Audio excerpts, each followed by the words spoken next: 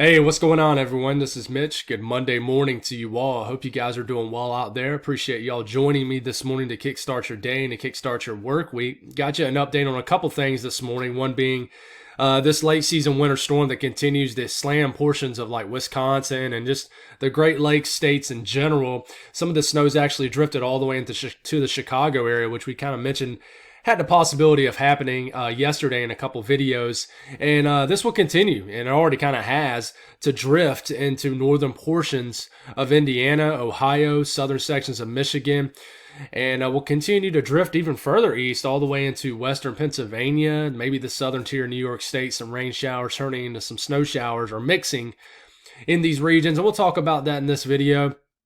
And nothing in regards to severe weather today, really, but as we get deeper into the work week, Tuesday, you have a threat.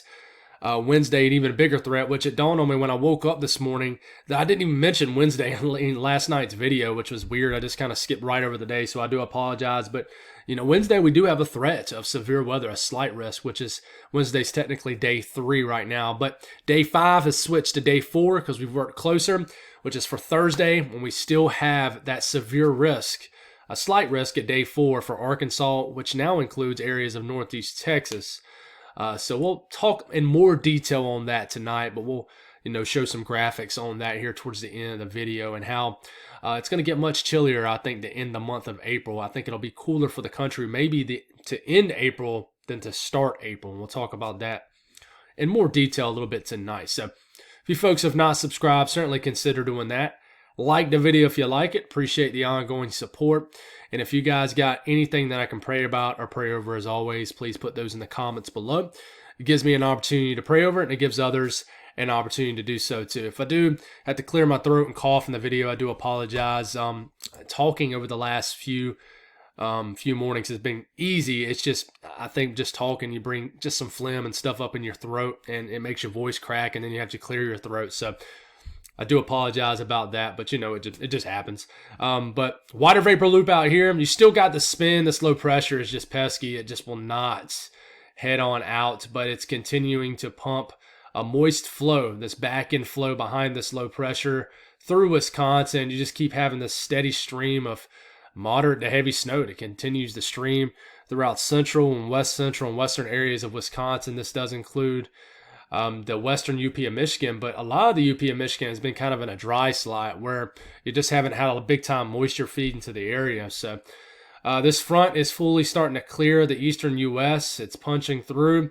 It feels a lot different out there this morning, for example, in the Carolinas than it did when I went to bed last night. It's much drier, more crisp out there. It almost has that feel like the first fall cold front of the year, which you guys know always love talking fall, but it has that feeling out there where you go to bed and it's still very moist and warm, and then you wake up the next morning and it feels nice and crisp and cool out there. That's kind of how it feels out there in the southeast this morning. Watches, warnings, some of these winter storm warnings did get upgraded to blizzard warnings. I didn't really show this last night, but it's pretty crazy. Blizzard warnings up for April 17th. Pretty wild to see. Winter storm warnings expanding south all the way into southwest Wisconsin. And you still got a couple lingering winter storm warnings in far southeast Minnesota. So these will steadily, steadily get dropped throughout the day today. And then I think things will begin to mellow down a little bit in this region, winter weather-wise, throughout the next several hours.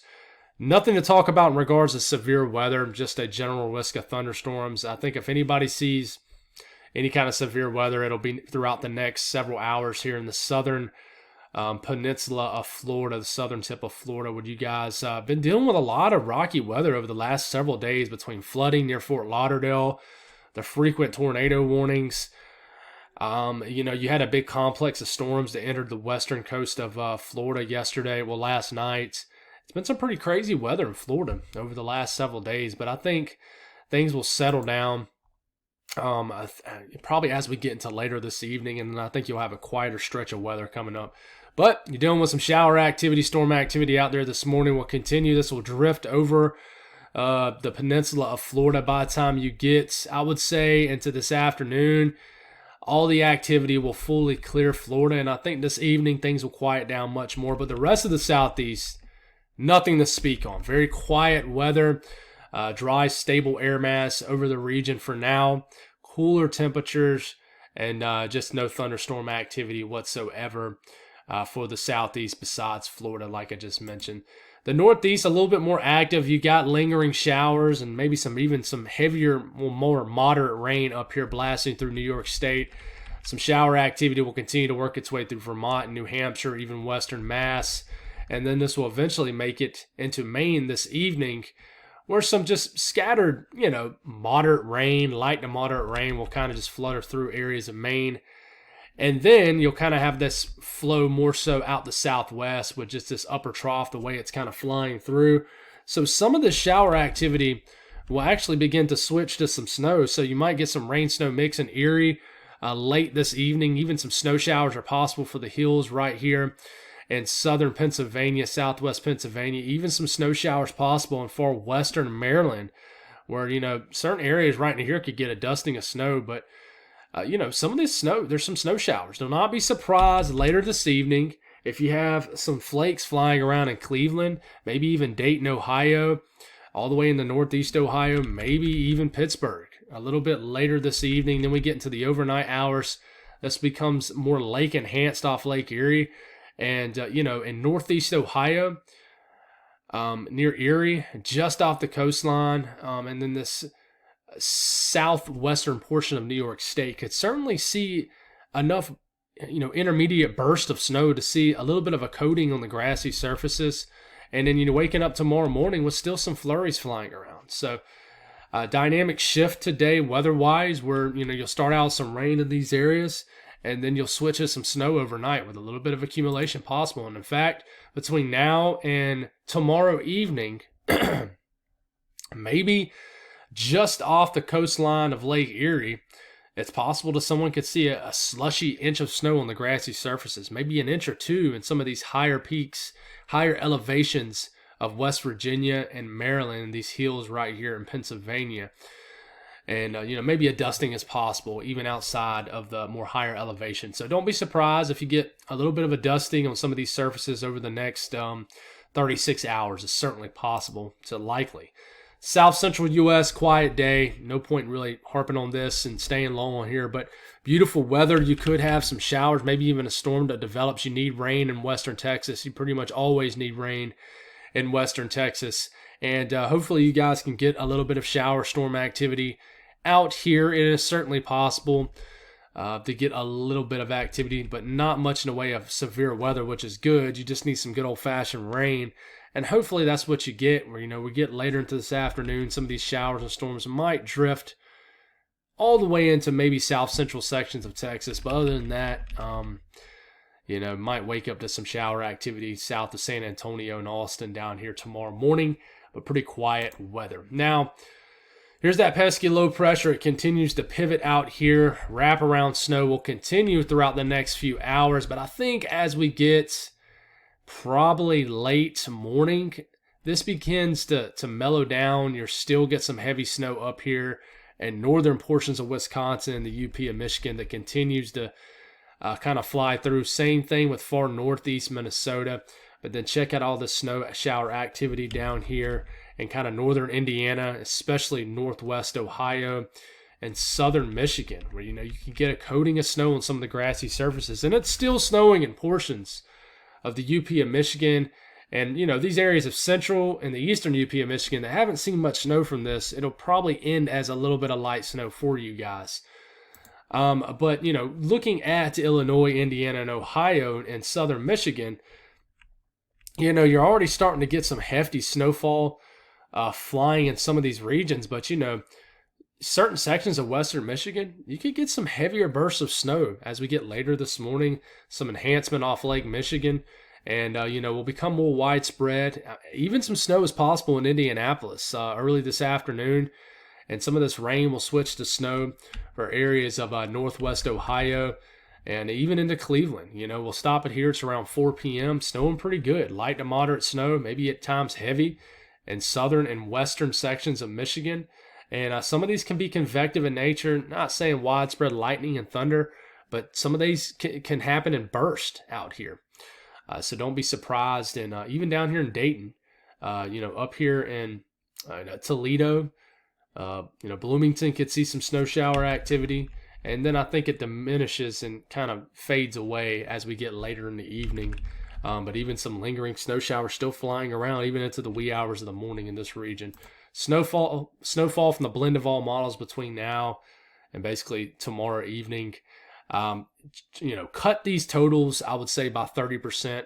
One thing about the models on these models is they kind of already depict what's kind of fell over the last few hours. So I would say another 5 to 10 inches of snow is possible up here in portions of the western UP of Michigan. And then another, probably 4 to 6 inches of snow, where it's showing like 7 to 8 inches of snow is possible in these regions.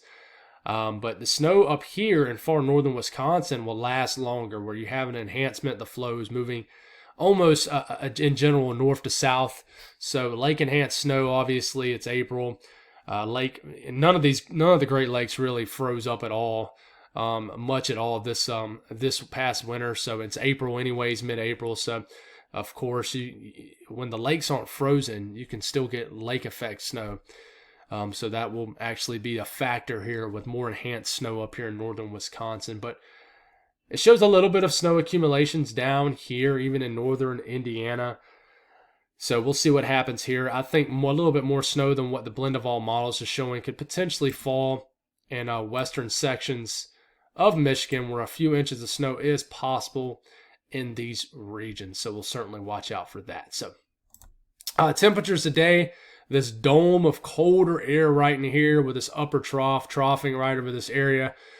So down here in Evansville, you'll reach the low 60s. But if you go up to your neighbors up here in Indianapolis, you're probably only in the 40s for highs, 30s for highs. So big temperature cutoff right into here. Much chillier in areas of the Midwest. Areas of the Ohio Valley and Great Lakes region than it will be in areas of like the Mid-South, Midwest areas, and then the South Central U.S. South Central U.S. is beginning to warm back up into the 70s and 80s. 70s, this is more of a typical spring day in the Southeast. I would say it's a little below average, but around average in the Northeast temperature-wise, not too bad. So a couple of days of severe weather coming up. We talked about this last night for a while. Marginal risk for 2 areas for Tuesday. We'll watch for that, and we'll discuss this more tonight. Then for Wednesday, a slight risk of severe weather. So it's increasing, okay? This is, including northwest portions of Missouri, central and southwest portions of Iowa, southeast portions of Nebraska, and then the heart of Kansas, okay? And the marginal risk stretches from Chicago, Milwaukee, all the way down into the hills right down here of Texas. And then we move to Thursday. This is broadened a little bit into southeast sections of Oklahoma and northeast sections of Texas, and goes from basically southern sections of Missouri through Arkansas. You got this 15% risk of severe weather. That is a slight risk at day 4. So we'll see what happens with this. None of these days look significant in terms of tornado threats, but I'm sure there will be a tornado threat. But this looks more so large hail driven and with some damaging winds possible. So we'll talk more on this tonight. Below average temperatures is coming. If you didn't watch the video last night, I mentioned this a little bit, but I really do think the last 10 days of April could be chilly for a large portion of the country. This is the Climate Prediction Center stating pretty high chances of a below average temperatures. This is about 70 to 80% chance, I think. No, that's actually an 80 to 90% chance of below average temperatures occurring in this dark blue area.